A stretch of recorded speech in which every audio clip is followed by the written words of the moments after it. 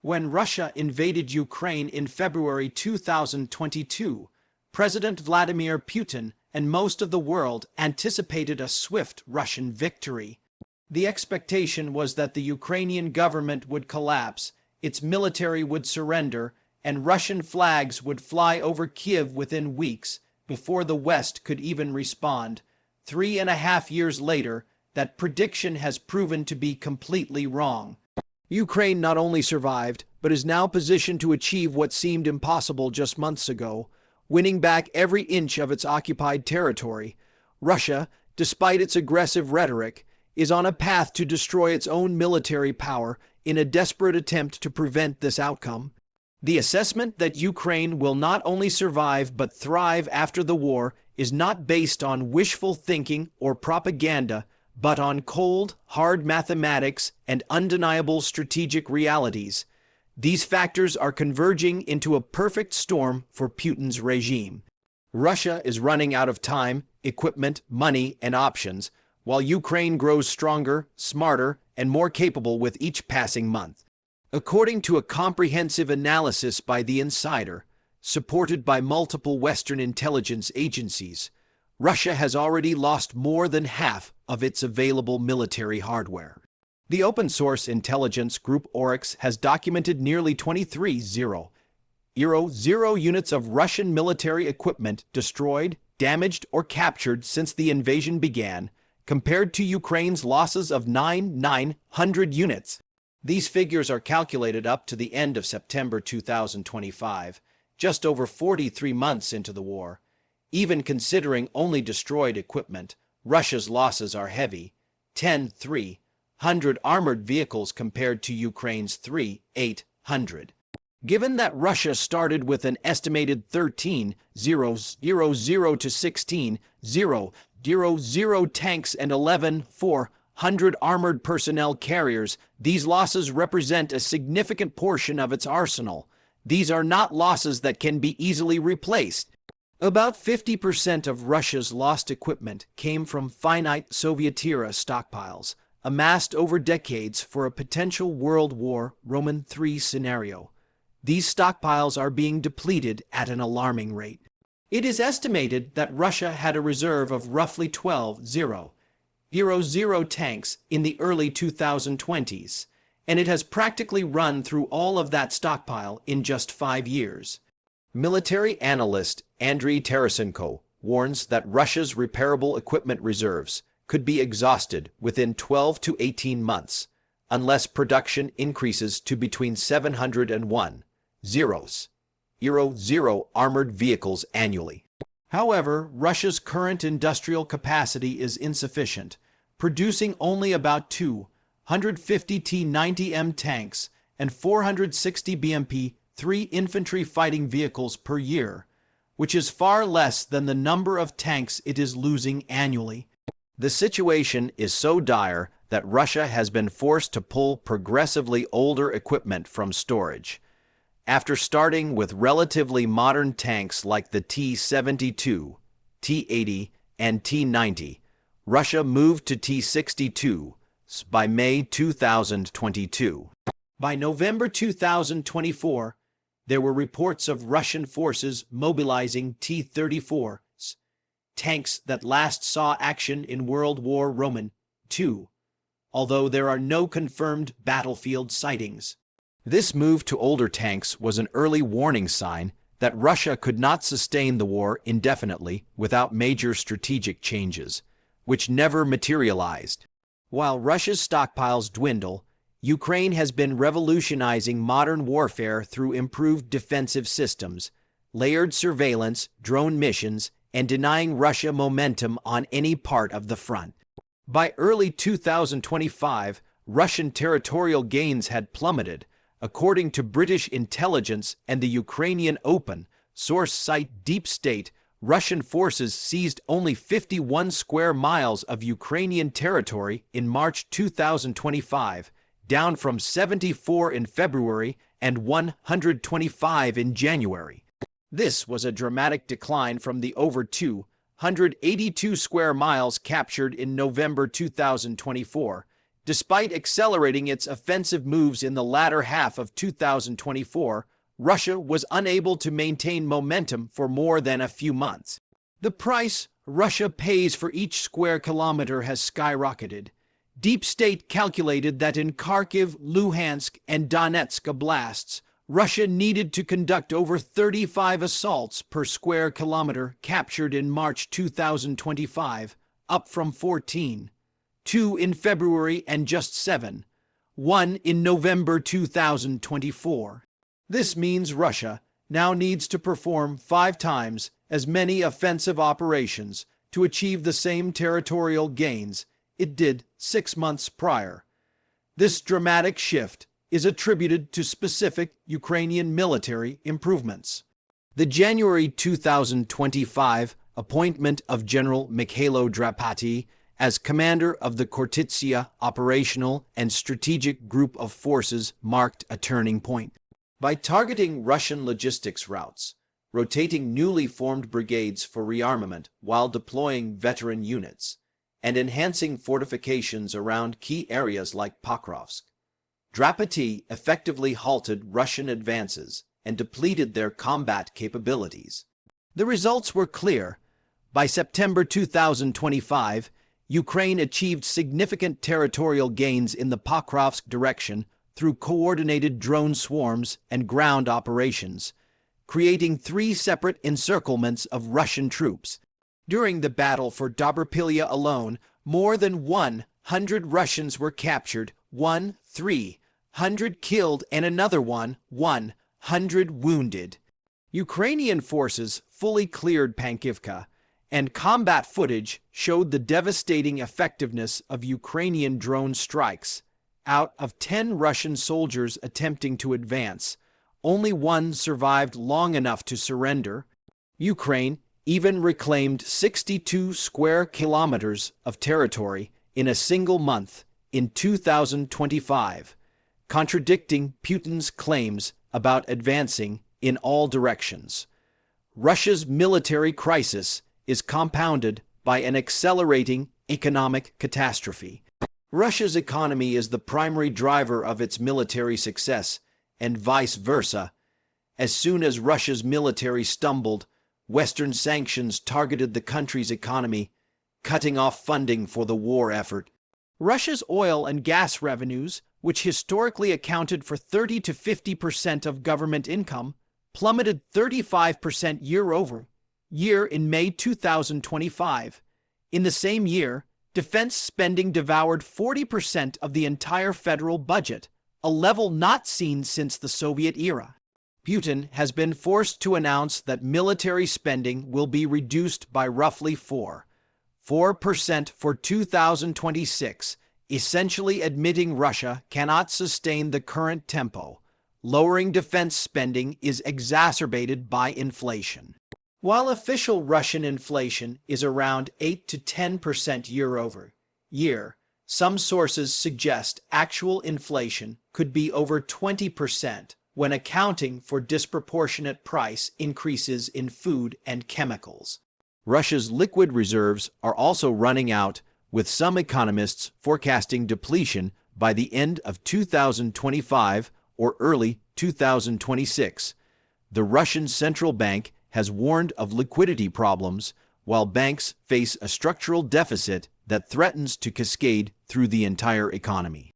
Essentially, Russia is artificially managing its economic crisis with capital controls, rapid interest rate drops, and widespread government interventions in systems vital for the war effort and perceived quality of life.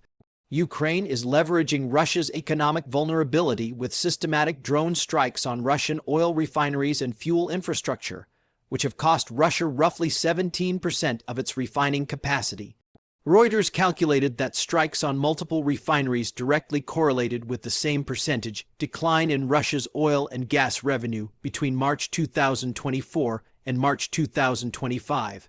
Western sanctions are also hitting Russia's bottom line. The European Union instituted a price cap on Russian oil, dropping from $60 per barrel to under $48, causing Russian Ural crude to crash from nearly $70 per barrel to $50 in a year.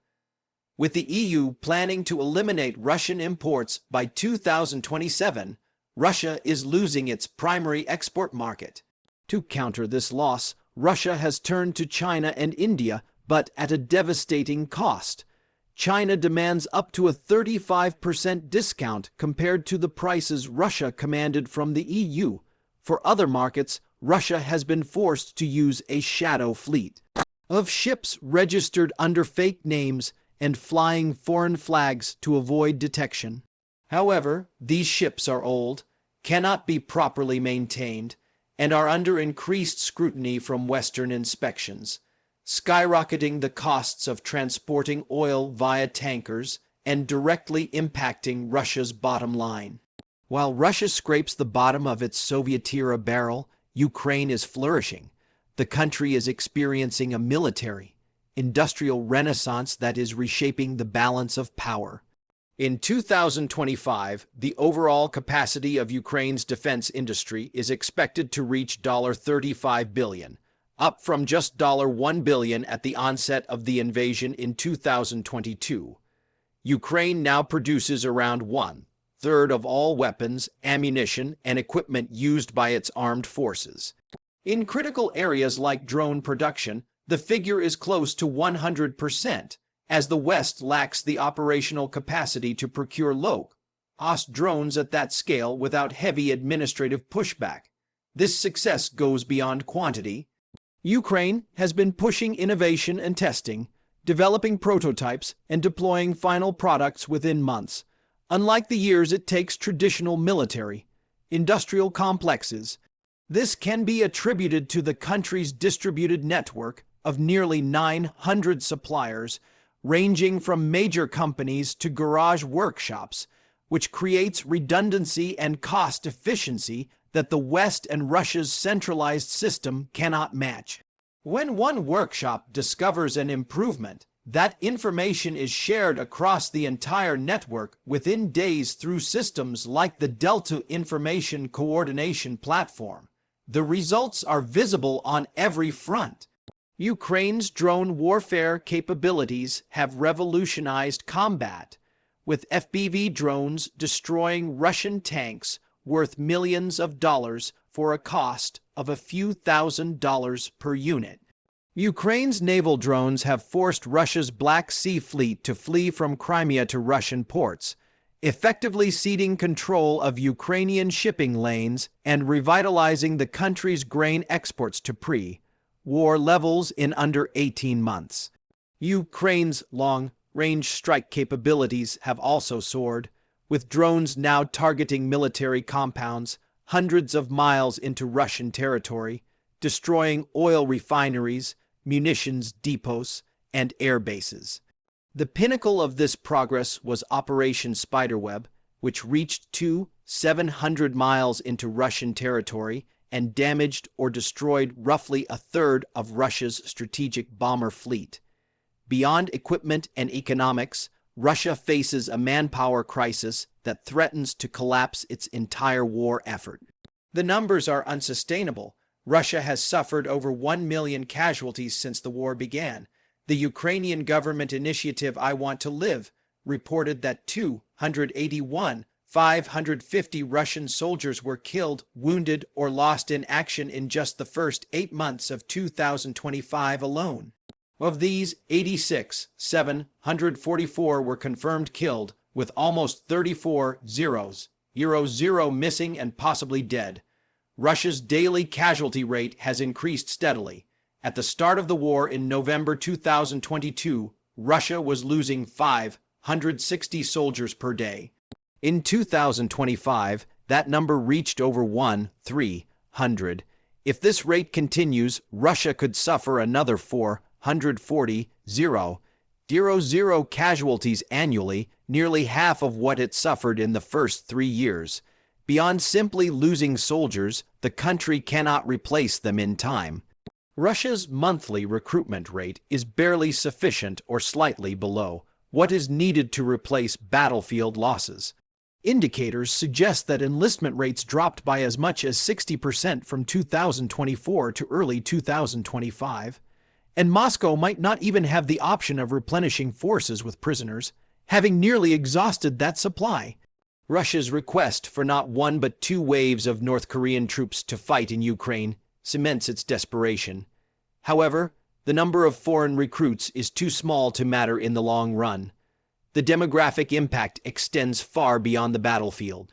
Russia's military in 2025 represented 3% of the country's labor force, a 40% increase from 2020.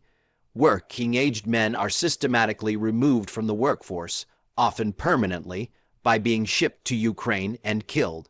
Combined with Russia's catastrophically low fertility rate from the 1990s onward, Russia is missing an entire generation of young adults who would be joining the workforce and forming families. One analysis suggests the number of workers between ages 16 and 35 dropped by 1.33 million in 2022 alone. Extrapolated across age ranges, this creates a multi-million labor deficit that is practically impossible to recover from naturally. Russian state media itself acknowledged the military industrial complex faced a shortage of up to 120,000 engineers, with total manpower shortfalls estimated at 400,000.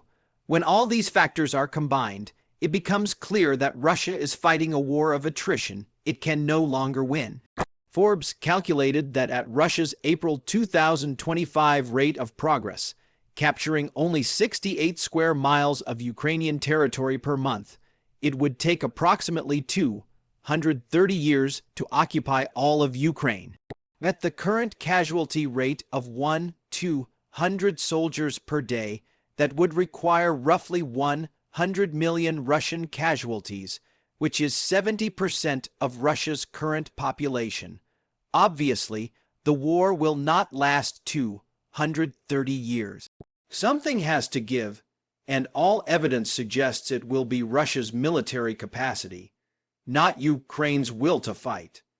Returning to military equipment shortages, without armored vehicles, artillery, and air defense systems, Russia cannot conduct meaningful offensive operations. To compensate, Russian forces have started relying on meat-wave infantry assaults unsupported by mechanized infantry or armored vehicles, resulting in catastrophic casualties for negligible gains. Meanwhile, Ukraine's defensive capabilities keep improving. General Oleksandr Syrskyi noted that the Ukrainian military still controlled a sliver of territory in Kursk, a blast as late as June 2025, 10 months after the initial invasion.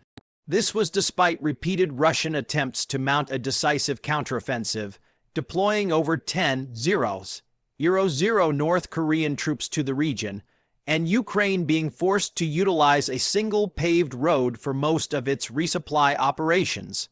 Kursk has been used as a bargaining chip with the West to showcase Ukraine's capability to capture and hold territory against all odds, leading directly to increased media coverage, donation packages, and even more permissive strike policies for Western-donated missiles. Simultaneously, Putin's determination to continue the war has transformed Russia's tactical defeats into a strategic catastrophe. Every month the war continues, Russia's geopolitical position weakens irreversibly. Russia's military exports, once a major source of revenue and geopolitical influence, collapsed by 92% between 2021 and 2024. Potential customers watched Russian equipment get systematically dismantled by Ukrainian forces and decided to shop elsewhere. Russia's aerospace industry faces a similar breakdown. The government promised to produce over 1,000 civil aircraft by 2030, but has delivered only 5 in 3 years of war. Military aviation is equally concerning, with the Russian Air Force flying at less than 75% of pre-war capacity and losing 60 aircraft annually from overuse and poor maintenance, while producing only 26 new aircraft per year. Russia's relationships with its few remaining allies are becoming increasingly one-sided. China extracts massive discounts on Russian energy exports and uses Russia as a cautionary tale about challenging Western economic dominance. North Korea sends defective ammunition and conscripts for Russian meat grinder tactics. Iran provides drones but watches Russia's military reputation crumble in real time. Despite this, Russia has failed to move any of its goalposts on the global stage. Once Putin decided to go all in on Ukraine, the West realized that Russia would likely never stop its aggression. As a result, NATO countries sharply increased their defense spending. Sweden and Finland joined NATO, further cutting off Russia's access to Baltic seaports and reducing its military presence in the region. Germany has started siding with the U.S. on spending up to 5% of its GDP on military and national defense, with roughly 30% of that used on infrastructure and support systems that benefit all of Central Europe. The domestic political implications are equally severe. Putin has spent over 2 decades building his legitimacy around restoring Russian greatness and standing up to the West. Losing a war to Ukraine, a country he claims doesn't truly exist without Russia, would shatter that narrative completely. His inner circle of Siloviki Security Service veterans would face a stark choice: continue following Putin into economic and military oblivion, or remove him and salvage what is left of Russia's power. Given how men of power tend to cling to it until the bitter end, the latter scenario is becoming increasingly likely. The question remains, how does Ukraine actually plan to win back every inch of occupied territory? The answer lies in patience, preparation, and exploiting Russia's cascading failures. While there are no exact strategies, a probable scenario can be drawn based on the past 3.5 years. Phase 1 is already underway: the systematic degradation of Russian combat power. Ukraine does not need to launch massive offensives, while Russia is destroying itself. Every tank Russia loses and cannot replace, every artillery shell fired from dwindling North Korean supplies, every soldier killed in pointless wave attacks brings Ukraine closer to the conditions needed for successful counteroffensives. Ukraine's strategy is particularly effective by attacking what Russia cannot easily replace: high-value equipment, logistics infrastructure, ammunition depots, and oil refineries. Each successful strike has multiplier effects. Destroying a single ammunition depot can reduce Russian artillery fire across an entire sector for weeks. Taking out an oil refinery reduces Russia's export revenue and domestic fuel supplies simultaneously. Eliminating S-400 air defense systems opens up more airspace for Ukrainian aircraft and drones. Phase 2 will likely begin when Russia reaches its breaking point, probably sometime before or during 2026. Western intelligence assessments consistently point to this timeframe for critical Russian equipment shortages. When Russia no longer has sufficient armor to conduct offensive operations, the dynamic shifts fundamentally. At that point, Ukraine can leverage its growing domestic military production, continued Western support, and superior tactical innovation to launch coordinated counteroffensives. The 2022 Kharkiv counteroffensive demonstrated Ukraine's capability for decisive attacks, advancing an average of 4.8 miles per day and liberating over 3,700 square miles in weeks. That happened when Russia still had substantial equipment reserves. The potential for Ukrainian success is even greater when Russia is scraping together T-34s and World War Roman II-era artillery. Phase 3 would involve holding liberated territory and preventing Russian counterattacks. This is where Ukraine's drone warfare becomes key. Even if Russia somehow manages to reconstitute offensive forces, they would face a battlefield environment where every vehicle movement, every troop concentration, and every supply convoy can be identified and destroyed by relatively cheap Ukrainian drones operating in vast numbers. The final and most challenging phase is liberating Crimea.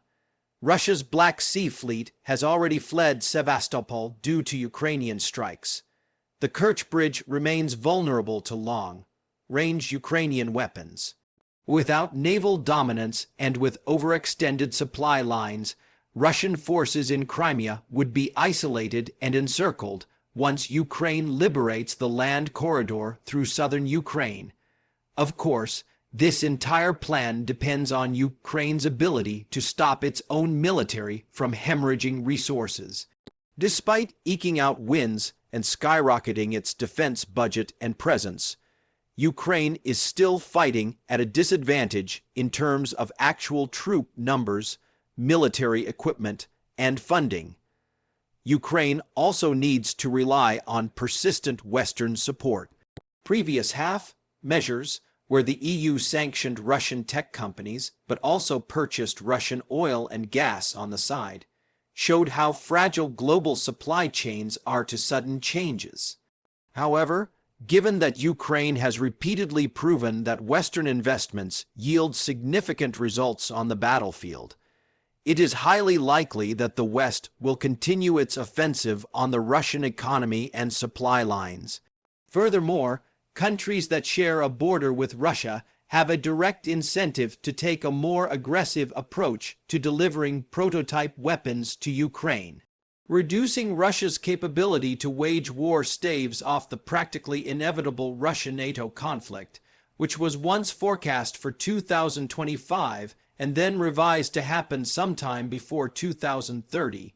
If Ukraine does manage to win the war, Russia might not even exist to do battle with NATO.